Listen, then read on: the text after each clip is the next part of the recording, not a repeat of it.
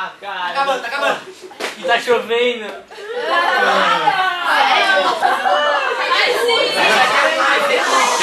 Pô, eu sei, mas não dá pra andar na chuva. Ah, tranquilo, tranquilo. Ó, galerinha, negócio seguinte. Agradeço a sua participação, me diverti muito na aula. Já, antes de mais nada, quero falar pra vocês, é importante. Olha, eu vou te falar que é raro eu ter tanto prazer em interagir com a galera. Eu vou confessar que eu me sinto muito feliz. E não sou só eu que digo não, mas não se acha, tem que ter humildade. Mas galerinha, é muito gostoso. Eu confesso que é muito gostoso interagir com vocês sim. Vocês sabem disso, eu não consigo fingir. Até porque se eu me irrito, né, aparece na hora. Eu não sou um cara que consigo fingir se fico chateado ou não. Ô galerinha, aliás, isso é uma coisa que tem que aprender às vezes, sabe? Às vezes é importante de aprender a não demonstrar que está irritado. Até porque às vezes a pessoa quer fazer isso, né? E tu demonstrar que tu não está irritado nessa hora, mesmo que esteja, é importante. Eu não tenho essa habilidade, é uma coisa que eu tenho que aprender. Uma das várias coisas que eu tenho que aprender na vida. Fala! Sólido. Eu tinha dificuldade de lembrar se era sólido, até que um dia eu percebi, poxa, cara, no meu congelador se esfria bastante e fica sólido, né? Então tu vai no eixo de temperatura e vem pra cá. Esfriou um monte e vai solidificar. Aumenta a temperatura sem mexer na pressão. Olha como é pequeno a faixa de líquido. Nós somos abençoados em viver num planeta onde a pressão permite que os líquidos existam. Pressões abaixo da pressão que nós temos aqui na Terra, de uma atmosfera, já começa a ficar mais delicado. Com pressões bem baixas mesmo, abaixo deste ponto chamado ponto triplo. Por que ponto triplo? Porque nesta temperatura e nesta pressão, as três fases coexistem em equilíbrio, algo que parece anormal, mas toda substância tem esse ponto. Então, ó, pressões acima do ponto triplo é que permitem a existência de líquido. E se eu aqueço um pouco mais... Isso, gostei de ver. Vapor seria essa partezinha aqui, ó. Porque tem uma temperatura chamada temperatura crítica, por estar relacionado com o ponto. Esta temperatura é uma temperatura importante, porque acima dela só o estado gasoso é possível. E esse estado gasoso ganhou o apelido de gás. Então eu vou te confessar que quando eu fiquei sabendo que vapor e gás eram coisas diferentes, eu fiquei chocado, porque no meu ensino médio ninguém me alertou para isso. Ninguém me falou. O senhor falava gasoso, gás, vapor, para mim era tudo a mesma coisa. Depois é que eu fui aprender que não, vapor e gás são coisas diferentes. Vapor é um estado gasoso que se tu espremer pode ficar líquido. O gás é um estado gasoso que só espremendo nunca mais vai ficar líquido, a não ser que tu abaixe a temperatura antes de espremer. Tem que estar abaixo da temperatura crítica, senão não vai virar líquido. Aquele B é o quê? Esse B aqui eu só limitei ele para a gente poder dar um nome para ele. Cada trecho desse tem um nome. Então eu coloquei ali, ó, de APT, esse tamanho desse trecho aqui, ó, é chamado de curva da sublimação, porque divide o sólido do vapor. Aí é sublimação, essa passagem direta, lembra? Isso é sólido, isso é líquido. Então o que separa o sólido do líquido é a fusão, por isso que essa curva a gente chama de curva da fusão.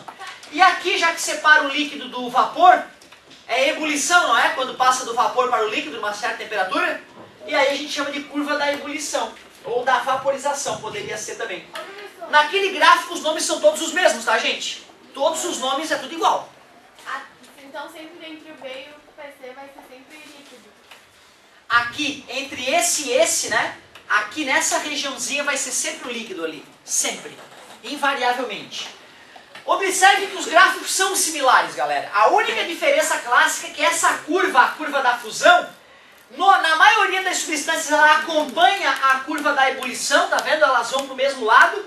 E em substâncias com dilatação anormal, anômala, é que a curva da fusão ela se separa da curva da ebulição. O amigo lembrou, enquanto ele comentava com o colega, ele falou, ó, é bom de lembrar porque tem aquele chifrinho ali. E é o chifrinho do bem. Do bem porque lembra a água, né? Aquele diagrama é o diagrama da água. Aliás, tinha uma outra dica que eu dei para tu saber quando é água e quando não é. Parabéns, tem a ver com subir. Tem a ver com patinação no gelo. É a última dica que eu dou. Tá bem certo? Vamos lá, vamos fazer um movimento. Bota o dedinho no... Parabéns. Bota o dedinho no... Ó, hoje tu tá muito... Não responde essa. Deixa que eu falo. Bota o dedinho no sólido. É inevitável, né, cara? O cara é professor, o outro é aluno, vai pensar o quê? Ele enfia lá o seu... Então, ó, bota o dedinho no sólido e levanta a pressão, sem mexer na temperatura. Levantou, já era. Acabou com a aula agora, não tem mais como dar aula. Aumenta a pressão com jeitinho, aumenta a pressão. Olha isso, cara. Se ficar líquido é porque trata-se de água ou de uma substância com dilatação anômala. Um outro grande nome é o ferro. Daí é o quê? Exatamente, é uma substância normal. Então, ó, botou o dedinho no sólido, Tá, e essa vai subiu ser a pressão. Pergunta, vai perguntar se é água ou não. Sim, eu vou botar o diagrama de fases e vou questionar. 0,2. O diagrama de fases pode representar o diagrama da água. Pode. Se for aquele, tu diz sim, mas se for esse, não. Concordas comigo? Aí ganha um ponto Ou, na prova. uma mais bonita ainda, 0,4. O diagrama representado, eu boto esse, ó, vê se pode. O diagrama representado é de uma substância que se contrai durante a solidificação. Se contrai e diminui o volume. A da esquerda é? A da esquerda é, claro. É, né? Se contrai durante a solidificação com a grande imensa maioria das substâncias. O gelo é uma exceção. Quando ele se solidifica, ele dilata. Por isso que boia. Por isso que, ó, eu acrescentei assim, ó. Substâncias que se dilatam ao solidificar. Ou seja, dilatação anômala. Substâncias com dilatação anômala, o gráfico, o diagrama de fases fica diferenciado. 2 exemplos de cabeça que eu sei é água e ferro. Existem outras ligas com essa propriedade, certo? Só que são ligas especiais, não precisa decorar nada. Se tu souber esses dois, se tu souber só da água, eu já fico feliz. Se tu souber o ferro ainda com uma carta na manga a mais, fantástico. Alguém lembra qual é a consequência para uma estrela a respeito do ferro? Exatamente. Os átomos são gerados no interior das estrelas, lembra? No início era tudo hidrogênio. O hidrogênio começou a se acumular, aí lá no núcleo de uma estrela de hidrogênio começou a ficar bem espremido, mas muito mais espremido do que hoje é o centro da Terra. Lembra do bolinho, né? 4 amiguinhos subiram em cima de tudo e ficou sem ar embaixo, porque espremeu. Agora tu imagina dezenas de quilômetros ou milhares de quilômetros de terra em cima de ti, que é o que acontece na Terra, né? No interior da Terra tem 6.500 quilômetros de terra em cima do cara. A pressão lá é bizarra, mas não a ponto de fundir os átomos e uma reação nuclear acontecer. O que seria a reação nuclear? Porque o núcleo dos átomos estão se fundindo, não é isso? Mas quando uma estrela começa a ficar gigantesca, o seu interior está tão espremido que nem o átomo resiste a essa pressão. O átomo se funde. E ao se fundir 2 átomos de hidrogênio, gera um átomo de... Qual é o segundo átomo mais simples que existe na tabela periódica? Hélio. Átomos de hidrogênio se fundem e formam um átomo de hélio, só que diminui a massa. Essa massa que encolheu, que desapareceu, foi transformada em radiação. É daí que vem a radiação poderosa das estrelas. É massa se transformando em radiação. Por isso que eu sempre digo que o Sol perde algo em torno de... Alguém lembra? 600 toneladas por segundo. A cada segundo, a cada ai que eu solto aqui na sala, o Sol perdeu 600 mil quilogramas em massa. E isso faz com que o Sol se expanda. Por que mesmo que o Sol cresce perdendo 600 toneladas por segundo? Porque diminui a pressão. Isso, porque já que a atração gravitacional é que mantém esse gás conciso, quando a atração gravitacional diminui, o gás se espalha, porque eles têm a tendência de se espalhar, lembra do pum? Né? O cara peida lá, fede aqui, porque o gás se expande. O Sol é gás, por que ele não se expande como um grande pum pelo universo? Porque a gravidade o mantenha conciso. Tudo bem pra vocês? É só gás no meio também.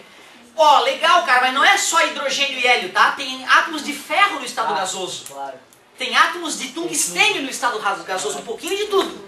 É isso aí, certo? Então, bacana lembrar esse processo bizarro, né? Bom, aí chega uma hora que os átomos de hélio se fundem, vai formar lítio, o terceiro átomo mais simples da tabela periódica. E aí eles se fundem, formam o átomo de berílio, e a estrela vai ficando velha. Vai crescendo e vai espremendo cada vez átomos mais poderosamente no seu núcleo, formando átomos cada vez mais complexos.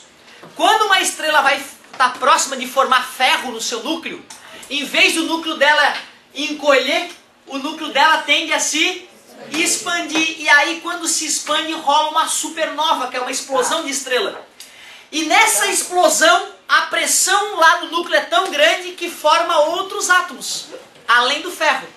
Por que então que será que os átomos de grande massa são raros? Porque eles só são formados em estrelas que começaram a formar ferro e explodiram.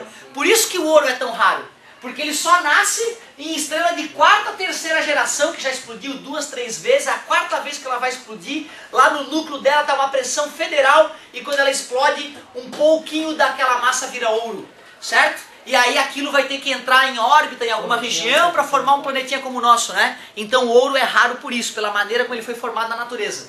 Quando eu fiquei sabendo que nós somos feitos de poeira, de estrela, eu fiquei encantado. Como pode, né, matemática e física serem juntadas por pessoas tão diferentes, em épocas tão diferentes, e hoje nos permitir concluir que os átomos que estão no teu corpo agora estiveram em estrelas, não uma, não duas, mas estrelas de quarta geração, para o teu corpo estar aqui hoje formado, né?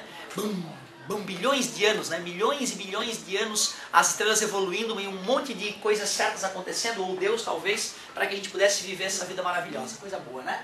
Legal, tá feita a revisão. Não falo mais sobre o assunto, tenho certeza que com a nossa discussão vocês vão tirar de letra. 15 minutinhos. Comentário. Comentário porque tu sabe que em dias de Tati quebra-barraco, nós temos que falar um pouquinho. A Tati quebra-barraco, você não conhece? Eu conheço. É a musa inspiradora do funk brasileiro, essa poetisa. É poetisa. É triste, porque olha só, eu quando guri, o meu pai ele botava Chico Buarque pra gente escutar.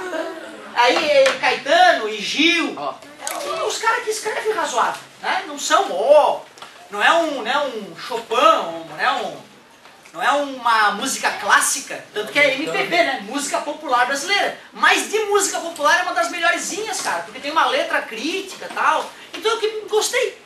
Eu lembro que tinha um primo meu que gostava muito de Batistaca, Poperô, na época que os caras, né, que estavam começando a música eletrônica ainda, então eu tinha vergonha de andar no carro dele. O carro dele é aquele carro que o cara pergunta, é som pra dentro ou pra fora? Eu não sabia disso também, mas tem, né? Vai instalar som no teu carro, o cara pergunta, é pra dentro ou pra fora? Vai escutar no carro, cara. Mas não. Tem gente que instala o som pra ser escutado na parte de fora do carro, por incrível que pareça. Ele era um desses que gostava de escutar o som pra fora. Eu tinha vergonha de andar. Tinha vergonha. Tem aquela história do banco abaixado, né? O cara anda assim. E aí eu aproveitava e abaixava o suficiente pra ninguém me ver. E saía. E eu, escutando o Chico em casa, o Caetano. Aquilo era marcante pra mim. Mas depois de tantos anos, eu até cheguei numa rave ou outra. Legal, um sonzinho diferente, tal, um clima diferente. Então não tem um problema de dançar uma coisa diferente. Porra, no Rio eu fui no Circo Voador. Porra, tem um funk legal, gostoso, dá uma dançadinha e tal. Sem problema. Não é problema. O problema é quando a coisa começa a ficar extremamente agressiva, que tu não dá pra escutar porque tu te sente mal. A Tati é uma dessas, né, cara? Tem música da... Tanto como o nome dela é Tati Quebra Barraco. Ela é tão foda que ela quebra o barraco quando pega o negão. É daí que vem o nome dela. O nome dela é Tati Quebra Barraco porque ela quebra o barraco. É chocante. É chocante. É sério, gente, tá? Eu tô te falando isso, sabe por quê?